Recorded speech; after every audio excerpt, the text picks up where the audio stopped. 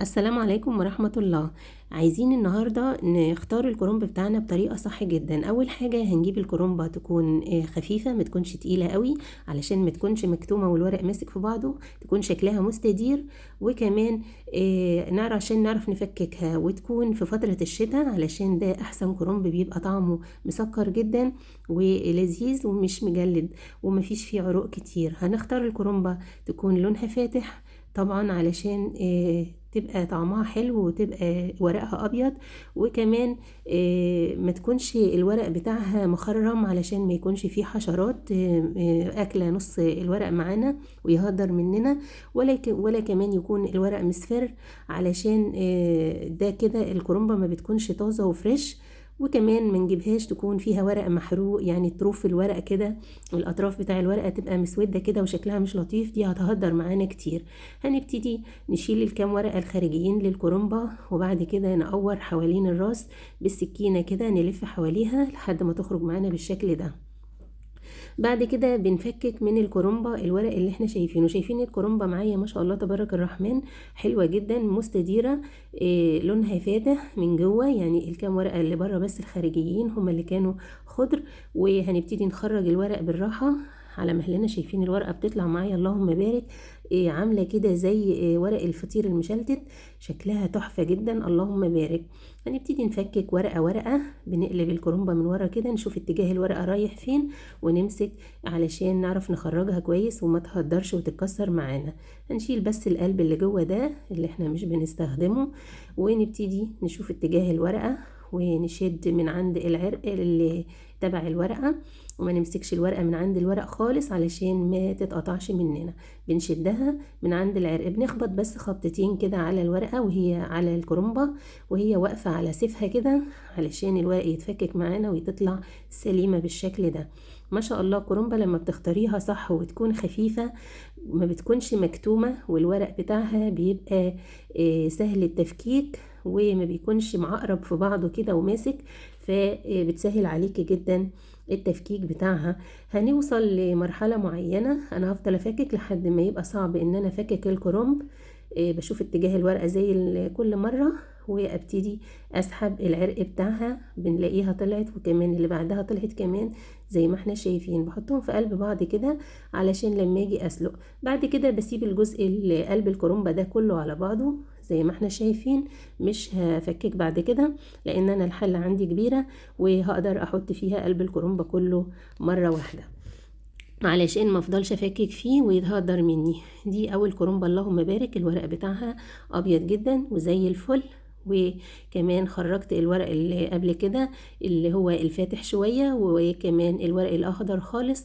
بحتفظ بكل الورق بتاع الكرنبة، الابيض بنحشيه واللي هو الاخضر الفاتح كمان، وطبعا قلب الكرنبة اللي بيبقى زي الشمع ده، والاخضر بنحتفظ بيه ممكن نغطي بيه حلة الكرنب. دي الكرنبة التانية اللهم بارك. ما شاء الله شايفين لونها خطير ازاي، فريش جدا ورقها طازة، وكمان بالندى بتاعها كده جاية زي ما هي من الغيط.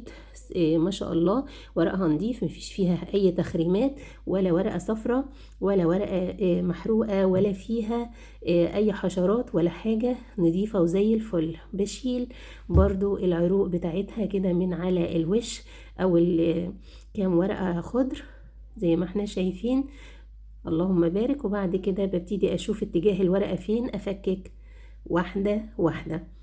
هعمل كده في الكرومبة دي زي ما عملت الكرومبة التانية. شايفين اللهم بارك حجم الورقة كبير. حاولي وانتي بتجيبي الكرومبة ما تجيبيش الكرومبة اللي تكون كبيرة زيادة عن اللزوم علشان الورقة ما تكونش كبيرة قوي وتتهري منك او تتكسر.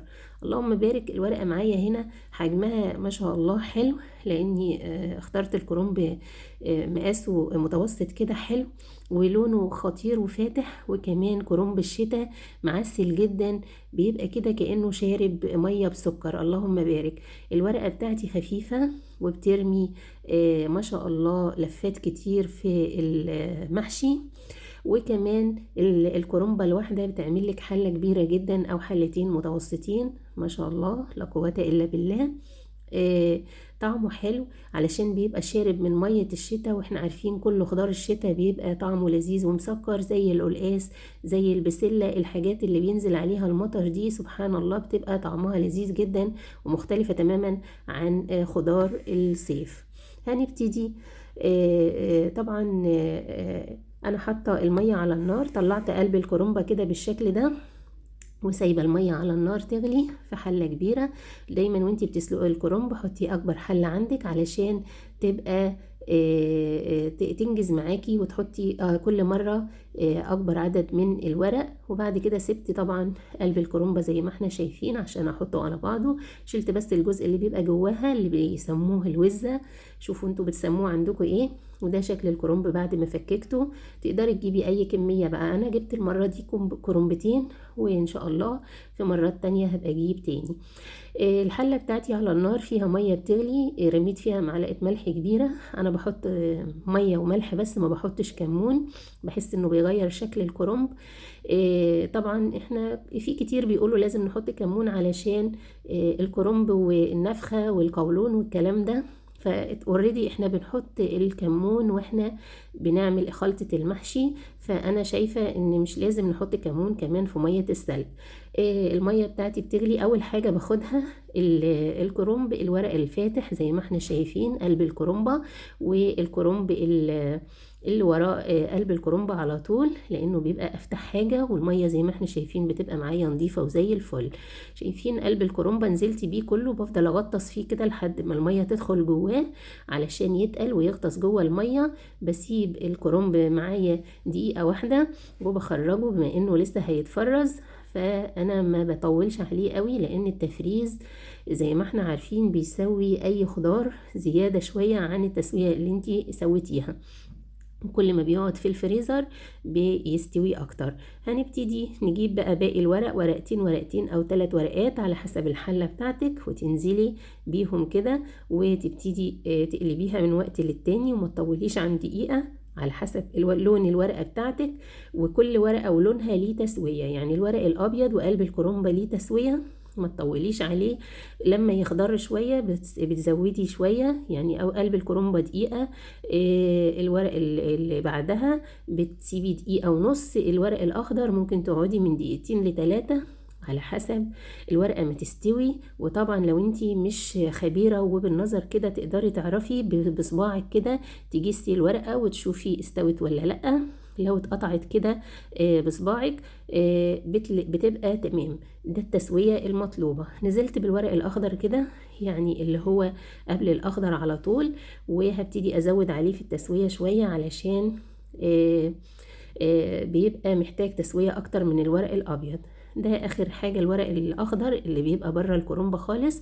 لو انتي مش عايزة تحشيه او مش عايزة تسلقيه ممكن تستغني عنه، ترميه للطيور او اي حاجة، لكن انا بحب احتفظ بورقة ولا 2 منه علشان اغطي بيهم حلة الكرنب بعد ما احشيه، علشان بيخلي الحلة سواها كل واحد، وكمان بتبقى شكلها لذيذ، وكمان ما يخرجش الرز بره حبة المحشي وهو بيستوي. هنبتدي ننزل كمان بالكرنبة التانية. انا خلصت الكرنبة الاولانية، هبتدي انزل بقى بالكرنبة التانية.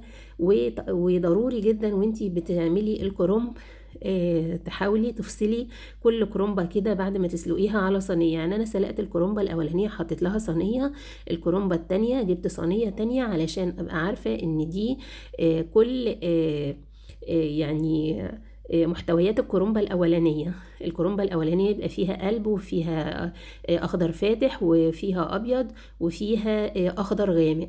فنحط الكرنبة دي على صينية ونسلق التانية بنفس الطريقة بالظبط، الفاتح بطريقة تسوية، والغامق بطريقة تسوية، والمتوسط بطريقة تسوية، وكمان نحطها على صينية لوحدها علشان وانا بخزن مخزنش بقى الاكياس بتاعتي جزء مثلا طبق ابيض خالص او كيس ابيض خالص وكيس اخضر خالص. لازم وانا بعبي الاكياس بتاعتي اكون حريصة ان انا كأني سلقة كرنبة واحدة فيها الابيض والاخضر وقلب الكرنبة والاخضر الغامق، كل حاجة علشان الحلة بتاعتي تبقى شاملة كل حاجة. ما ينفعش اعمل كيس اخضر خالص يبقى لامم الاخضر بتاع الكرنب كله، وكيس ابيض خالص يبقى لامم الابيض بتاع الكرنب كله. لازم كل كيس يبقى فيه من محتويات الكرنبة من الالف للياء، علشان الحلة بتاعتك وانتي بتحشيها، طبعا بنحشي السطر الاول في ارضية الحلة او في قاع الحلة بالاخضر علشان بيتحمل النار شوية، وبعد كده بنرص الابيض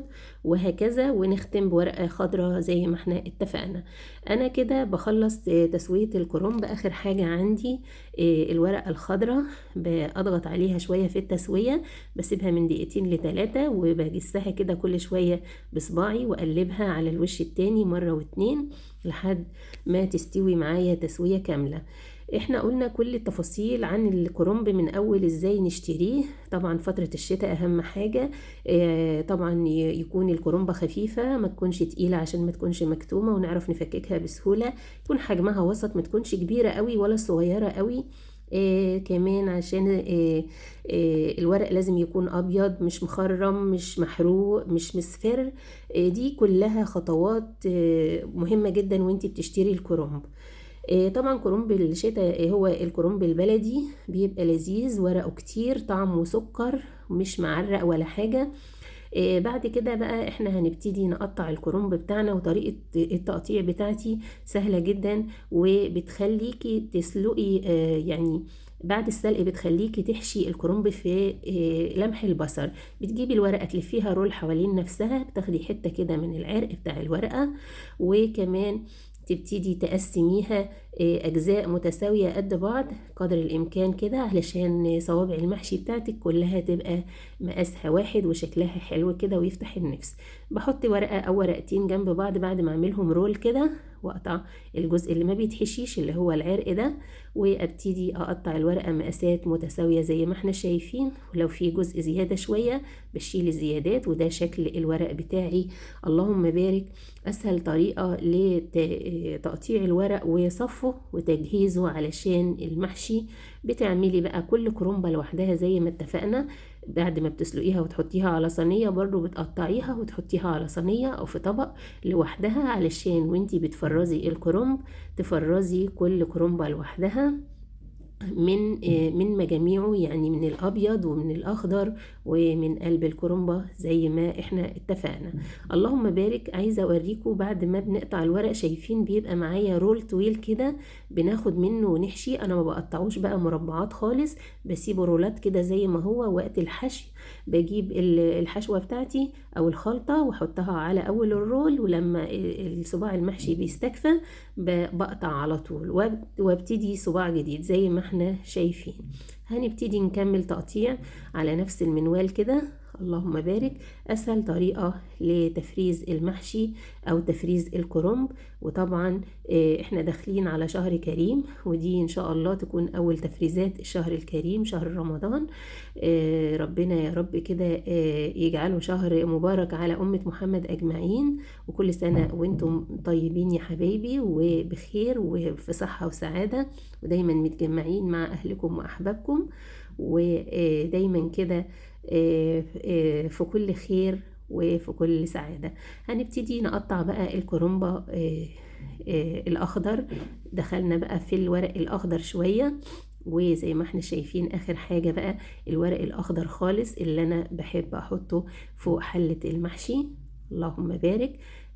زي ما احنا شايفين قلب الكرنبة كمان ما بنسيبوش لان بنحتاجه. دي اول كرنبة انا قطعتها حطيتها في صينية لوحدها. ادي الابيض بتاعها، وادي الاخضر الفاتح، وادي الاخضر الغامق شوية، ودي اخر حاجة بقى اللي هو الاخضر خالص اللي انا بحطه فوق وش الكرنبة. دي الكرنبة التانية، الصينية التانية هقطعها بنفس الشكل. شايفين اللهم بارك. بعد ما قطعتها تبارك الرحمن حطيت كل صينية لوحدها بالشكل اللي احنا شايفينه ده. شايفين الرصة الفاتح فالغامق شوية فالغامق شوية، فهكذا لحد ما نوصل للأخضر. كل صينية عليها الكرنبة بتاعتها كده. احنا سلقنا الكرنب وعرفنا ازاي نختاره وازاي نقطعه وازاي نسلقه كل ورقة وكل لون على حسب المدة اللي بيحتاجها. أتمنى النهاردة الفيديو البسيط ده عن التفريز الكرنب يكون نال إعجابكم وتكونوا استفدتوا منه. ولو عجبكم الفيديو ما تنسوش بقى تشتركوا في القناة وتفعلوا الجرس على الكل، وتشرفوني بالزيارة وتعملوا سبسكرايب وشير كتير علشان الكل يستفيد. وإن شاء الله نتقابل في كل جديد، وفرزوه بقى في أكياس أو أطباق وحسب ما بتحبوا. وأشوفكم إن شاء الله على خير في فيديوهات كتير حلوة ومميزة. وختاما سبحانك اللهم وبحمدك، أشهد أن لا إله إلا أنت، أستغفرك وأتوب إليك. والسلام عليكم ورحمة الله وبركاته. دمتم حبايبي في حفظ الله وأمنه.